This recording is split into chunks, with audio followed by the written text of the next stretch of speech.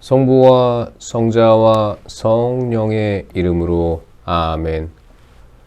말씀은 바로 내 곁에 있고 내 입에 있고 내 마음에 있다. 주님, 성령의 빛으로 저희 눈을 여시어 주님의 길을 보게 하시고 저희 귀를 여시어 생명의 말씀을 듣게 하소서. 아멘. 성부와 성자와 성령의 이름으로 아멘. 복음 선포자의 역할. 형제 여러분, 여러분에게 이야기할 때 나는 여러분을 영적이 아니라 육적인 사람, 곧 그리스도 안에서는 어린아이와 같은 사람으로 대할 수밖에 없었습니다. 나는 여러분에게 젖만 먹였을 뿐 단단한 음식은 먹이지 않았습니다. 여러분이 그것을 받아들일 수 없었기 때문입니다. 사실은 지금도 받아들이지 못합니다. 여러분은 아직도 육적인 사람입니다. 여러분 가운데에서 시기와 싸움이 일고 있는데 여러분을 육적인 사람이 아니라고, 인간의 방식대로 살아가는 사람이 아니라고 할 수 있습니까? 어떤 이는 나는 바오로 편이다 하고 어떤 이는 나는 아폴로 편이다 하고 있으니 여러분을 속된 사람이 아니라고 할 수 있습니까? 도대체 아폴로가 무엇입니까? 바오로가 무엇입니까? 아폴로와 나는 주님께서 우리 각자에게 정해주신 대로 여러분을 믿음으로 이끈 일꾼일 따름입니다. 나는 심고 아폴로는 물을 주었습니다. 그러나 자라게 하신 분은 하느님이십니다. 그러니 심는 이나 물을 주는 이는 아무것도 아닙니다. 오로지 자라게 하시는 하느님만이 중요합니다. 심는 이나 물을 주는 이나 같은 일을 하여 저마다 수고한 만큼 자기 삭슬 받을 뿐입니다.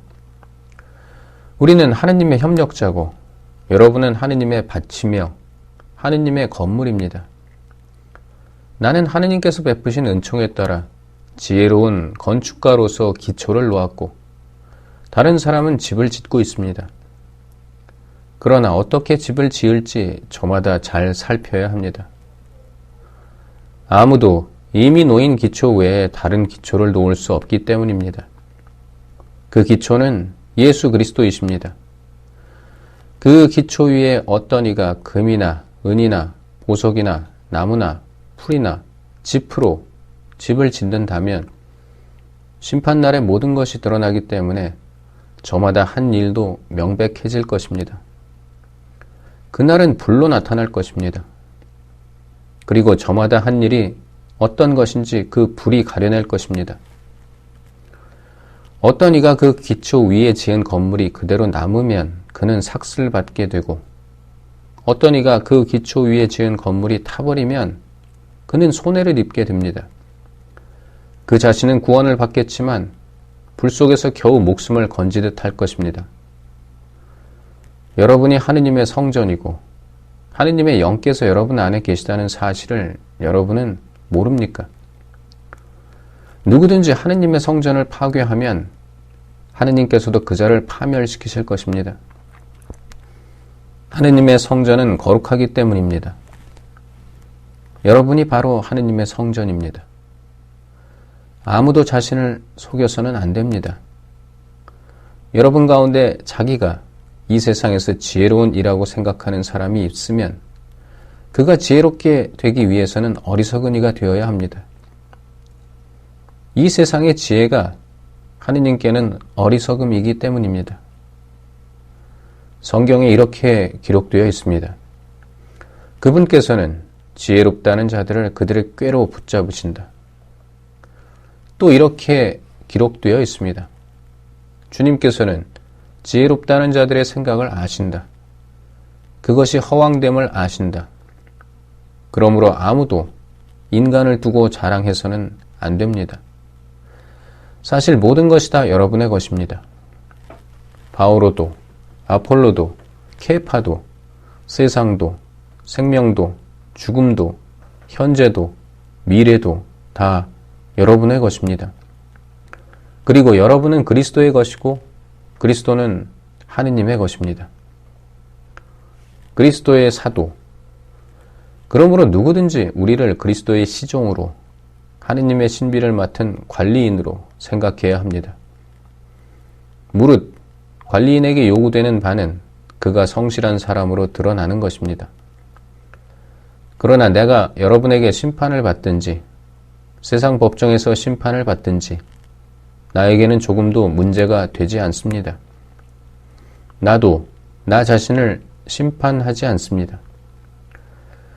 나는 잘못한 것이 없음을 압니다. 그렇다고 내가 무죄 선고를 받았다는 말은 아닙니다. 나를 심판하시는 분은 주님이십니다. 그러므로 주님께서 오실 때까지 미리 심판하지 마십시오. 그분께서 어둠 속에 숨겨진 것을 밝히시고 마음속 생각을 드러내실 것입니다. 그때에 저마다 하느님께 칭찬을 받을 것입니다. 형제 여러분, 나는 여러분을 위하여 이 모든 것을 나 자신과 아폴로에게 적용시켜 이야기하였습니다. 여러분이 기록된 것에서 벗어나지 마라 한 가르침을 우리에게 배워 저마다 한쪽은 얕보고 다른 쪽은 편들면서 우쭐거리는 일이 없게 하려는 것입니다. 누가 그대를 남다르게 보아줍니까? 그대가 가진 것 가운데에서 받지 않은 것이 어디 있습니까?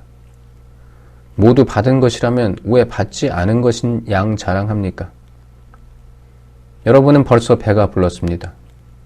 벌써 부자가 되었습니다. 여러분은 우리를 제쳐두고 이미 임금이 되었습니다.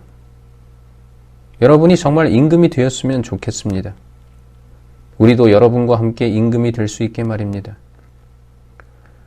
내가 생각하기에 하느님께서는 우리 사도들을 사형 선고를 받은 자처럼 가장 보잘것없는 사람으로 세우셨습니다.